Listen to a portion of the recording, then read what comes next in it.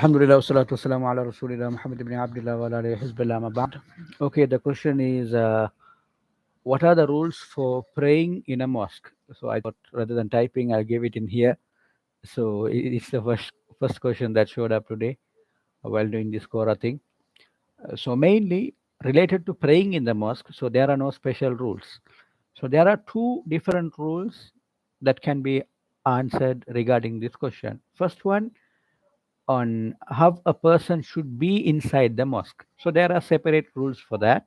And secondly, while praying in congregation, like while we are praying together behind that imam, so how do we pray? So these two rules are there related to the question that you have asked, I guess.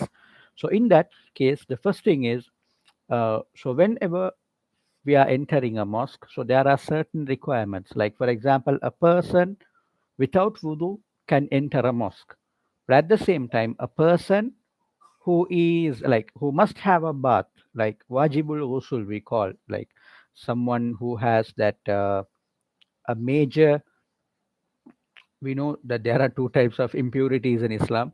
In that, the first type of impurity is the minor impurity, and if a person wants to leave that minor impurity, they need to take wudu.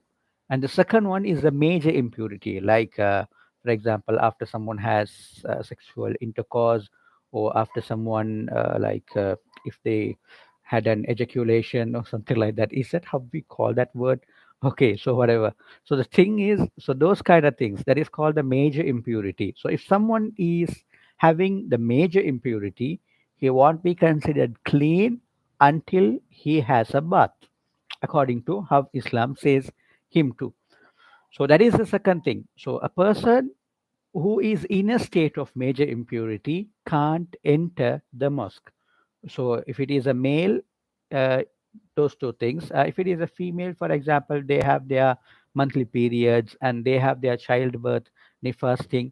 So in those kind of things, they can't enter a mosque. So that is the first thing related to how to enter a mosque. Second one, so those are the only things. And inside, when we after we enter a mosque, so there are certain rules. For example, first thing, we should always pray two rakats sunnahs before sitting down. So that is called tahiyatul masjid, the sunnah that we pray as a tribute for the mosque. So whenever we enter a mosque, whatever sunnah we pray with before sitting down will be considered tahiyatul masjid. That is the first one. Second one, when we go to a mosque where people are gathered and all, it is recommended that we don't go beyond other people. Like we don't pass over their shoulders and go to the front row. Wherever we get a space, we sit there. Okay, if there is space in between to move freely towards the first place without going over the people's shoulders, then no problem. We can go forward. The more uh, closer we are to the imam, the more rewards that we will get.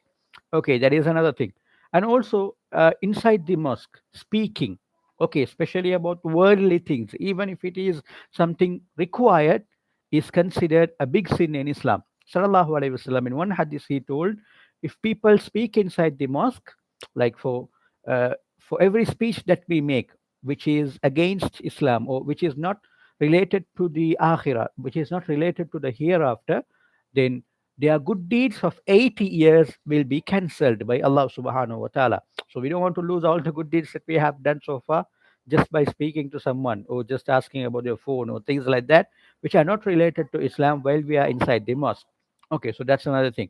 And also another rule related to the mosque is, normally sallallahu alaihi wasallam has there are certain things that we have to do while inside the mosque and certain things that we should avoid while in the mosque. So one is that talking thing, and like that using our phone for things which are not related to our akhirah is also, we can avoid that. It is better, and it's, if we do that continuously, it's not a way that we are respecting the mosque. So that is the first part of the question. I think it is about how to deal in a mosque. So if there are any explanations needed, please let me know. And the second part is how to deal with a congregation. So if that is also a part of the question, please let me know. I'll just answer it. Jazakumullah khairan. Assalamu alaikum.